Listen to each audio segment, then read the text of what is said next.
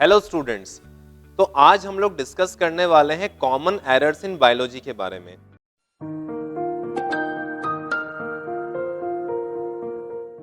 Friends, क्या होता है कि जनरली अब जैसे आप लोगों की एग्जाम आने वाली है, एग्जाम जोन स्टार्ट होने वाले हैं, तो मिस्टेक्स तो सबसे होती है, ह्यूमंस हैं, मिस्टेक्स तो होगी। तो अगर एग्जाम के पहले ये पता लग जाए कि कौन से सब्जेक्ट में हम लोग क्या क्या जनरली मिस्टेक्स करते आए हैं, तो उसको रेक्टिफाई करना हमारे लिए आसान रहेगा। और डेफिनेटली एग्जाम के पहले, जस्ट पहले ये चीज पता लग जाती है ना, तो एग्जाम में गलती करने के चांसेस काफी कम हो जाते हैं। तो as a biology teacher I want to tell you this thing that what are the some common errors in biology. तो देखिए, हम लोग स्टार्ट करते हैं पॉइंट्स टू रिमेंबर। देखिए, सबसे पहले तो हम देख लें क्या मिस्टेक्स होती है। सबसे पहले आप देख रहे हैं यहाँ पे रीड द क्वेश्चन केयरफुली। तो सबसे बड़ी प्रॉब्लम जो हम बहुत पहले से सुनते आ रहे हैं कि बच्चा हमसे ये बोलता है कि सर यहाँ पे ये गलती इसलिए हो गई क्योंकि मैंने क्वेश्चन पढ़ने में मिस्टेक कर दी। कई बार पेरेंट्स आते हैं, कहते हैं कि हाँ, बच्चे ने क्वेश्चन ठीक से नहीं पढ़ा, नहीं तो ये डेफिनेटली सही कर देता। तो ये वाली जो मिस्टेक है ना स्टूडेंट्स, ये आपको अभी के अभी सोच लेना है कि ये वाली गलती तो मैं नहीं करूंगा, बिल्कुल नहीं करना है। और यहां पे देखिए ब्रैकेट में मैंने स्पेसिफाई किया है एजर्शन एंड रीजन। यहां पर एजर्शन और रीजन वाले जो क्वेश्चंस हैं उसमें आपको बड़े ध्यान से पढ़ना है। क्या एजर्शन है, क्या उसका रीजन है, दोनों के बीच में क्या रिलेशन है, क्या रिलेशन है या नहीं है। एजर्शन रीजन दोनों सही है तो कौन सा ऑप्शन बनना चाहिए। एजर्शन रीजन दोनों सही है और दोनों के बीच में लिंक भी है तो कौन सा ऑप्शन बनना चाहिए, ये आपको अभी से पता होना चाहिए। तो इसके लिए students need to read the questions carefully, जैसा मैंने अभी अभी बोला। और सेकंड है read assertion and reason properly, organise your thoughts and manage your time. देखिए, टाइम तो आप ही को मैनेज करना है। 3 घंटे के एग्जाम में आपके पेरेंट्स नहीं आएंगे, हम नहीं आएंगे। आपको बिल्कुल अपने टाइम को मैनेज करते हुए चलना है।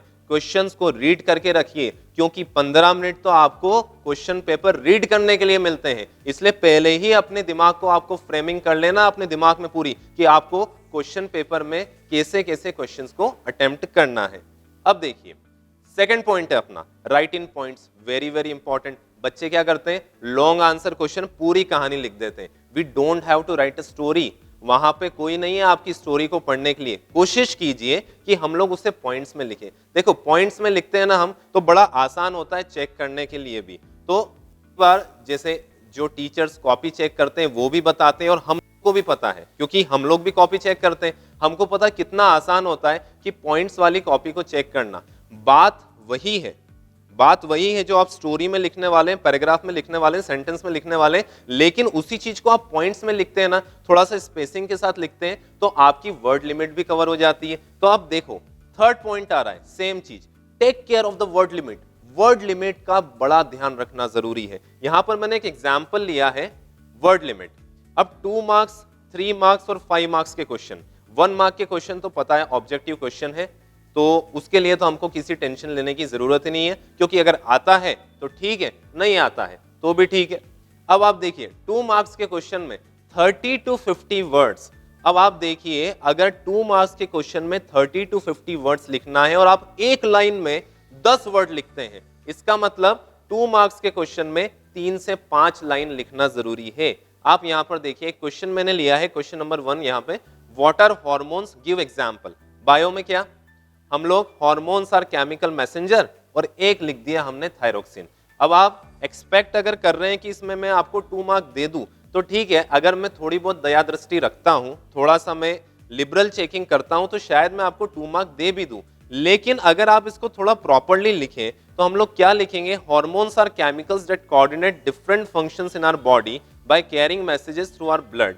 Hormones are secreted by endocrine glands and some common examples of the endocrine glands and their particular hormones. तो यहां पर कोई चांस ही नहीं दिया मैंने सामने वाले को कि वो मार्क्स काट सके।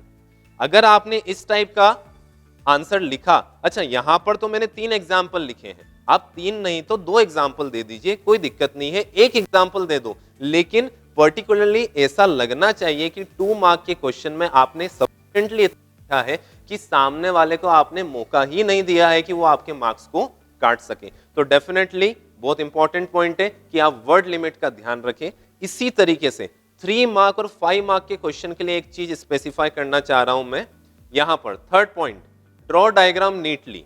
तो 3 मार्क के क्वेश्चन और 5 मार्क के क्वेश्चन में बायोलॉजी में आपको ये बिल्कुल ध्यान रखना है कि आप डायग्राम बनाएंगे। पूछा गया है तो बनाना ही है, नहीं भी पूछा गया, आपके पास लिखने को कम कंटेंट है तो डायग्राम बना दो। अगर उससे रिलेटेड आपको आता है, डायग्राम नहीं है तो बात खत्म हो गई। लेकिन अगर आपको डायग्राम बनाना आता है, आपको उसके बारे में पता है, तो आपको डायग्राम बनाना ही है।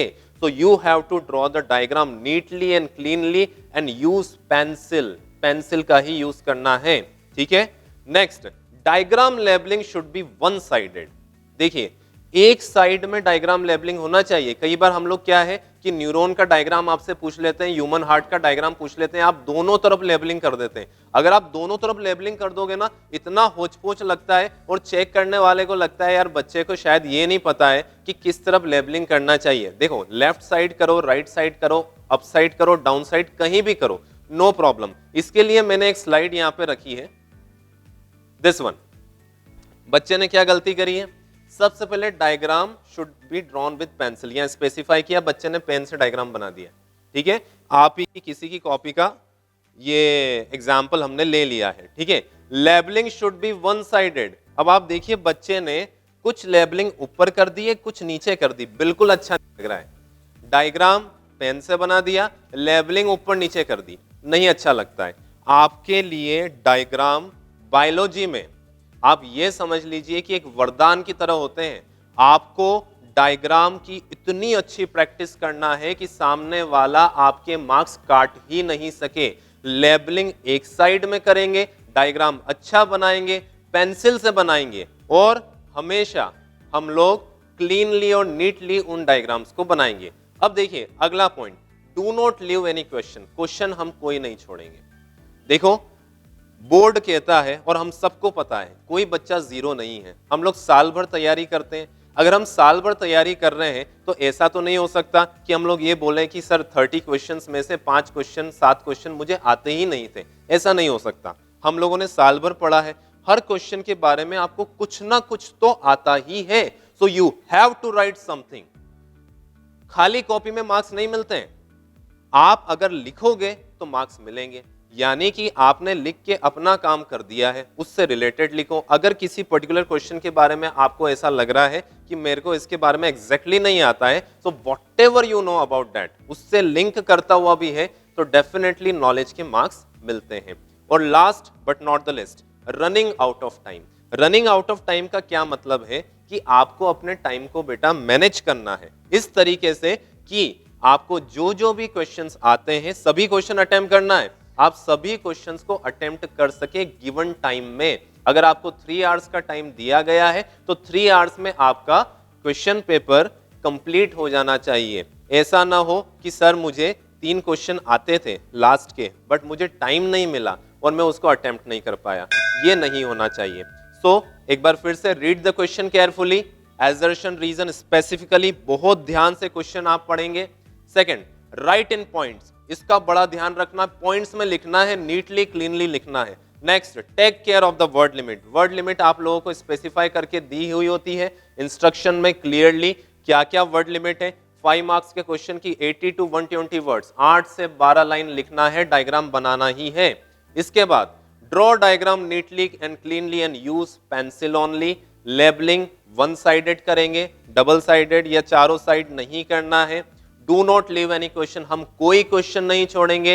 And last but not the list, running out of time, यानी हम अपने टाइम को इस तरीके से मैनेज करेंगे कि पूरा पेपर कवर हो सके।